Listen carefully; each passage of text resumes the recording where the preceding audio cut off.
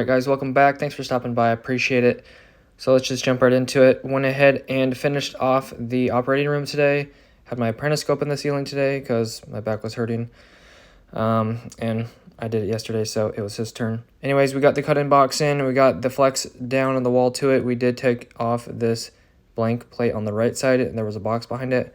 We disassembled the box in the wall, pushed it off to the side, and then we had enough room to get our 1-inch flex down the wall.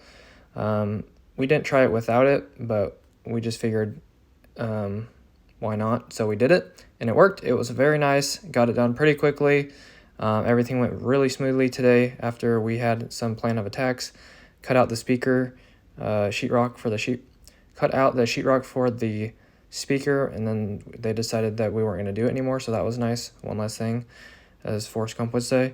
And then went ahead and got the 1-inch EMT connected to the flex from the cut-in box right here. Got a string pulled through it, got the wire pulled through it. Also got the string yesterday pulled in through the 2-inch from this 90 on the bottom, the 2-inch on the bottom, 90s over to the cabinet, and we got that string in yesterday, pulled that wire in today, and got that all completely done.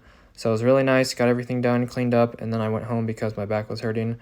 I'm not sure if that was related to being in the ceiling or not, but anyways, I went home and took another bath, and that's pretty much it. Thanks guys for watching. I will see you tomorrow. Love you guys. Peace.